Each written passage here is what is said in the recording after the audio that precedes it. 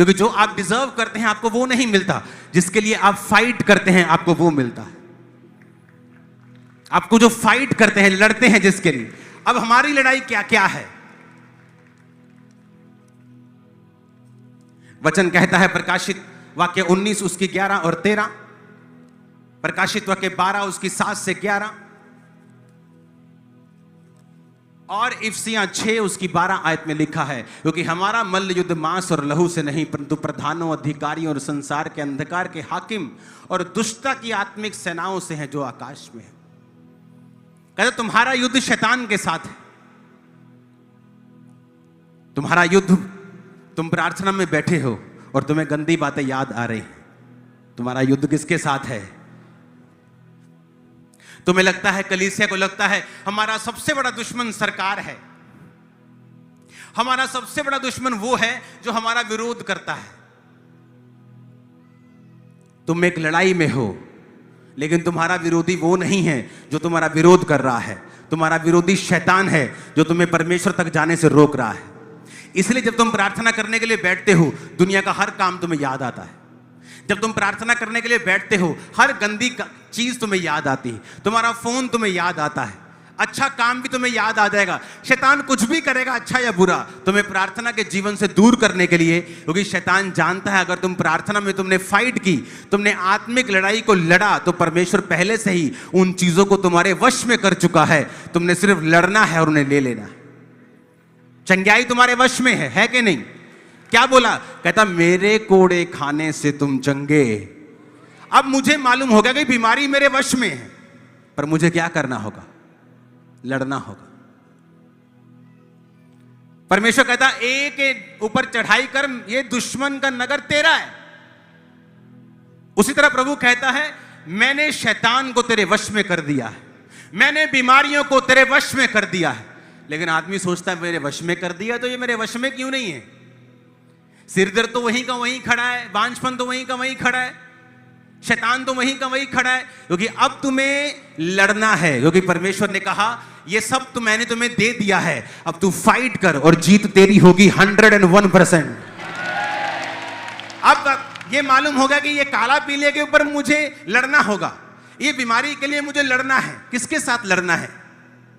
इसलिए मैं कहता हूं आप फाइट में, आप वॉर में हैं, आप वॉर में हैं, युद्ध में हैं। आपको मालूम नहीं, आप एक युद्ध में हैं जहां शैतान आपका दुश्मन है और वो हर चीज की कोशिश करता है कि आपको उस युद्ध में हरा दिया जाए।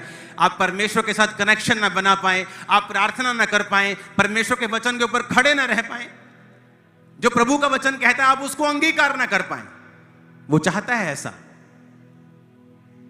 परमेश्वर ने क्या कहा? फिर से पढ़ेंगे। यहोवा ने यहोशू से कहा मत डर, तेरा मन कच्चा ना हो, कमर बांधकर सब योद्धाओं को साथ ले और ए पर चढ़ाई कर। सुन, मैंने ए के राजा को उसकी प्रजा नगरों समेत तेरे वश में कर दिया।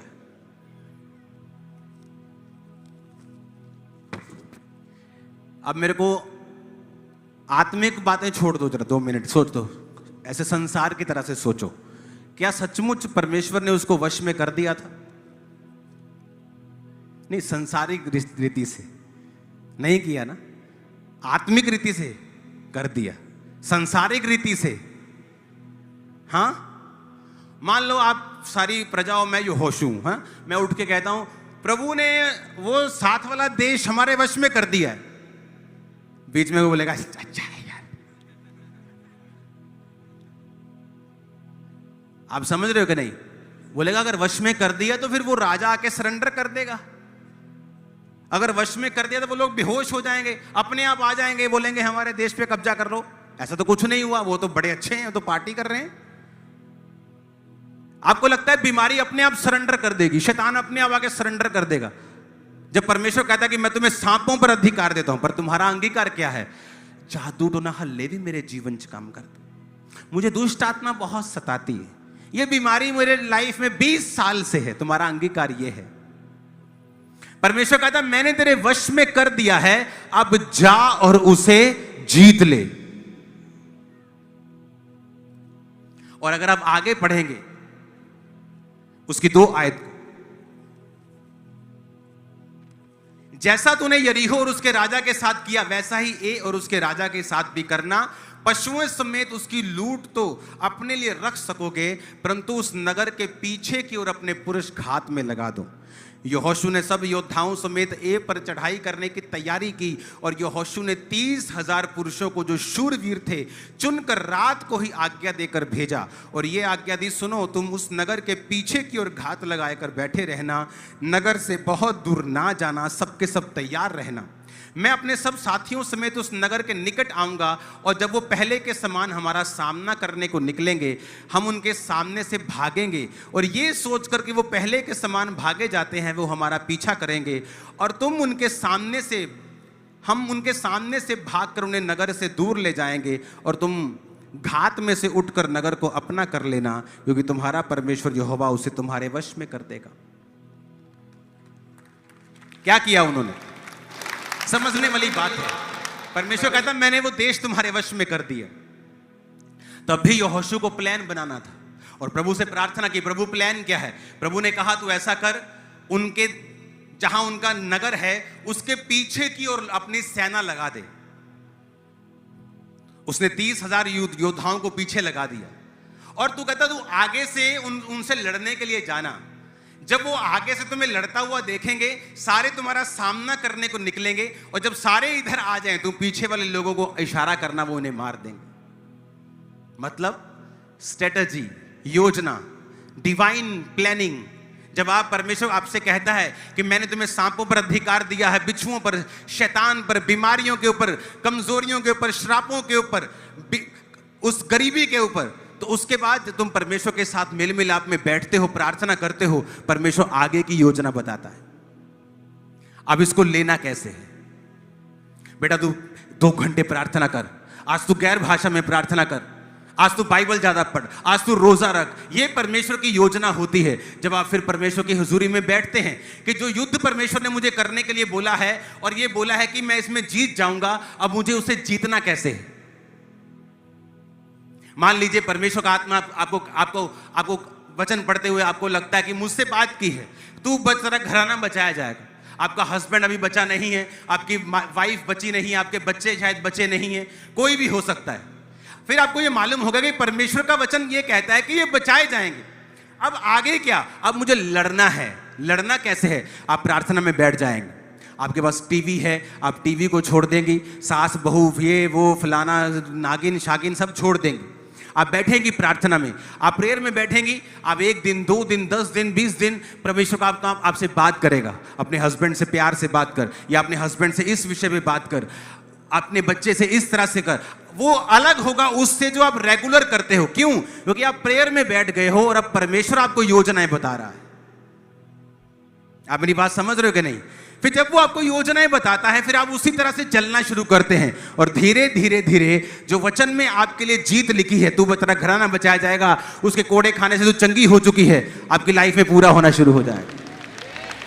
आप समझ रहे हो कि नहीं? अब एक तरफ परमेश्वर कहता है कि तू तेरा घराना बचाया जाएगा, दूसरी तरफ आपका व्हाट्सएप ऑन है, फेसबुक, इंस्टाग्राम ये स्क्रॉल हो रहा है 2-2 घंटे, कमेंट्स चेक हो रहे हैं, स्क्रॉल हो रहे हैं, टीवी पे कौन सा प्रोग्राम आ रहा है, कौन सी नेटफ्लिक्स पे नई पिक्चर आई है, सब कुछ देख लिया। तो वायदा कैसे पूरा होगा? परमेश्वर कहता है यहोशू ये नगर तेरा है। बड़ा नगर था, हट्टा कट्टा, यहां तक कि जब यहोशू अपने भेदिए भेजता था कि जाके नगर को देखो, तो बोलते भाई साहब गलती से भी चढ़ाई मत करना, बड़े बड़े लोग हैं वहां पे, 7-7 फुटे मार देंगे हमको। लेकिन परमेश्वर क्या कहता था? डर मत, तेरा मन कच्चा ना हो। मान लीजिए आप एक 150 किलो के पहलवान हैं, और सामने आपके 25 किलो का एक कांगड़ी पहलवान खड़ा है। हां, आपको आपका कोच कहेगा मत डर, तेरा मन कच्चा ना हो। आप समझे नहीं? मान लो 150 किलो का बंदा सामने 30 किलो के बंदे से लड़ने जा रहा है, उसका कोच क्या कहेगा? ओ जा यार, चपेड़ा मार दो, खत्म कर, कहेगा कि नहीं? पर अगर 50 किलो का आदमी सामने 100 किलो के आदमी से लड़ने जा रहा है, उसको डर लगेगा। कोच बोलेगा कोई गल नहीं, हौसला रख, तेरा मन कच्चा ना होए। इसका मतलब परमेश्वर यहोशू को इसलिए कह रहा था तेरा मन कच्चा ना हो, तेरा मन ना घबराए। क्यों कह रहा था? क्योंकि सामने वाले लोग क्या थे? मजबूत थे। आमीन। मत डर, तेरा मन कच्चा ना हो। कमर बांध कर सब योद्धाओं को साथ ले। आप मेरी बात समझ रहे कि नहीं? परमेश्वर इसलिए यहोशू को कह रहा था कि मत डर, तेरा मन कच्चा ना हो, क्योंकि सामने का दुश्मन हैवी था। लेकिन प्रभु कह रहा था मैंने तुझे वो देश दे दिया है। समझे नहीं क्या?